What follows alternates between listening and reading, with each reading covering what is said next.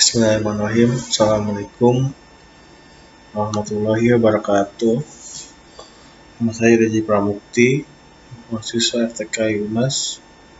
Dalam kali ini saya akan mempresentasikan UTS Kewirausahaan.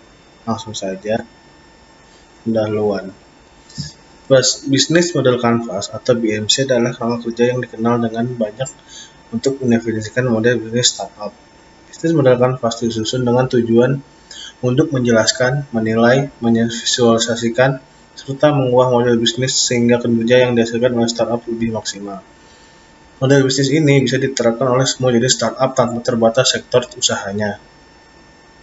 Bisnis model kanvas adalah sebuah strategi dalam manajemen yang berupa visual chart yang terdiri dari 9 elemen. Model bisnis ini pertama kali digunakan oleh Alexander Osterwalder dalam bukunya yang berjudul Business Model Generation. Dalam buku tersebut, Alexander mencoba menjelaskan sebuah framework sederhana untuk mempresentasikan elemen-elemen penting yang terdapat dalam sebuah model bisnis. Jika dilihat sepintas, sebenarnya alur model bisnis kanvas tampak cukup sederhana. Secara garis besar, alurnya mengalir dari satu elemen bisnis menuju elemen penting berikutnya. Berikut ini adalah 9 elemen yang terdapat dalam bisnis model kanvas. Kajian pustaka. Bisnis model kanvas adalah gambaran logis bagaimana organisasi menciptakan, menghantarkan, dan menangkap sebuah nilai. Di antaranya model kanvas ada 9 komponen, yaitu value proposition. Value proposition yaitu menggambarkan gabungan antara produk dan layanan yang menciptakan nilai tambah pada produk yang diberikan. Lalu ada customer segmentation, yaitu segmen mendefinisikan kelompok orang atau organisasi suatu perusahaan yang memiliki keinginan yang sama. Lalu yang ketiga ada channel. Channel artinya adalah menggambarkan hubungan perusahaan agar dapat menjalankan tugasnya dengan baik. Lalu ada customer relationship. Hubungan dengan pelanggan diatur sesuai dengan segmen customer, karena setiap segmen memiliki perbedaan yang memiliki keunikan masing-masing. Lalu ada revenue stream. Revenue stream adalah pendapatan perusahaan yang diterima dari masing-masing segmen. Lalu ada key resource, yaitu aset yang paling penting membuat bisnis itu berjalan. Setiap model bisnis membutuhkan sumber daya. Sumber dayanya yaitu fisik, intelektual, dan human. Key activities. Key activities adalah aktivitas yang paling penting yang membuat bisnis itu berjalan. Setiap model bisnis membutuhkan aktivitas utama. Key partnership. Mitra usaha dalam bisnis seperti supaya yang menjadikan bisnis berjalan dengan baik. Lalu yang terakhir ada cost structure, atau artinya adalah menjelaskan komponen biaya sehingga bisnis dapat berjalan. Lanjut, hasil pembahasan. Jadi di sini ada key partner. Key partner itu dijelaskan sini ada pelanggan jasa, pengiriman JNT, pengiriman JNI, jasa pengiriman pos Indonesia. Jadi key partner ini kayak teman rekan kerja.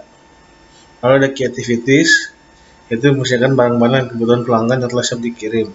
Lalu pemeriksaan tujuan agar tidak terjadi kesalahan pengiriman. Jadi ini kegiatan sehari-hari dalam melakukan pekerjaan. Lalu ada value proposition, yaitu memberikan pengalaman terbaik saat akan memberikan barang. Tadi memberikan kesan yang indah bagi konsumen. Lalu ada customer relationship. Di sini memberikan gratis ongkos kirim bagi pelanggan setia. Jadi untuk pelanggan setia yang sering menggunakan jasanya akan dapat gratis ongkir satu kali pengiriman. Lalu di channel, dengan channel kita melakukan direct marketing. Lalu ada customer segment, pengusaha. Jadi di situ ada pengusaha, ada penjual, ada masyarakat, ada swasta, ada ibu rumah tangga yang membutuhkan jasa pengiriman barang-barang untuk kebutuhan sehari-hari.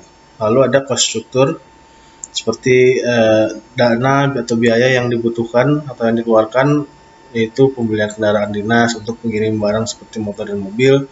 Lalu ada bahan bakar juga untuk kendaraan masing-masing.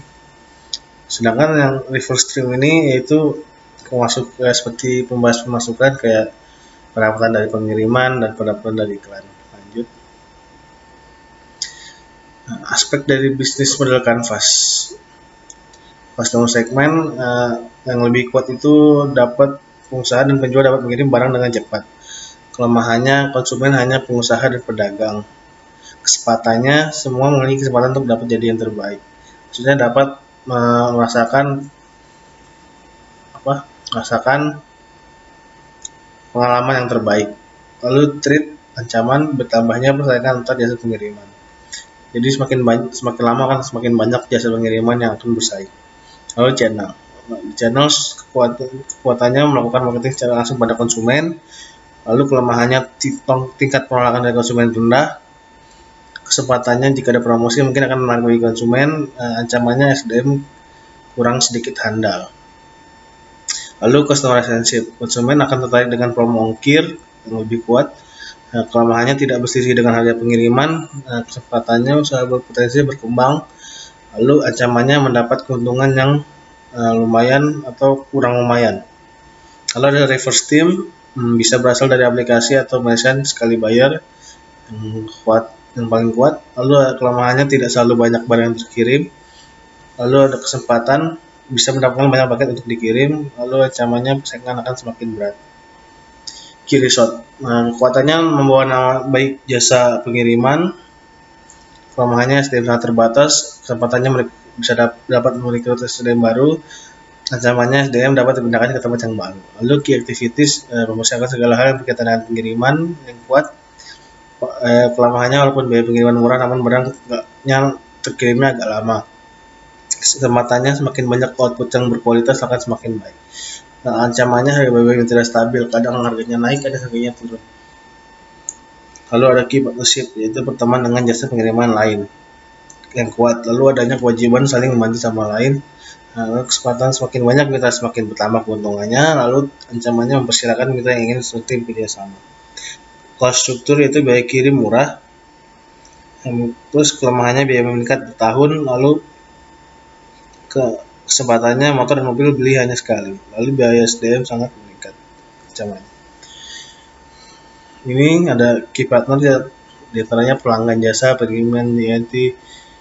Jadi di sini customer relationship-nya adalah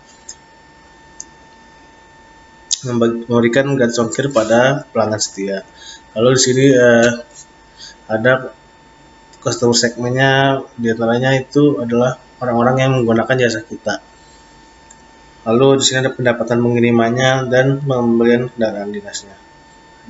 Kesimpulan model bisnis yang telah dijalankan di perusahaan berdasarkan bisnis model Canvas adalah dapat sangat membantu suatu perusahaan dalam mengenal lingkungan usaha yang akan dibangun. Terlihat dalam sebuah model bisnis Canvas yang terbentuk dan keterhubungan dari 9 dokumentasi yang ada pada model bisnis Canvas tersebut. Sekian dari saya. Jika ada kesalahan kata, mohon maaf. Wabillahi taufiq wal hidayah. Assalamualaikum warahmatullahi wabarakatuh.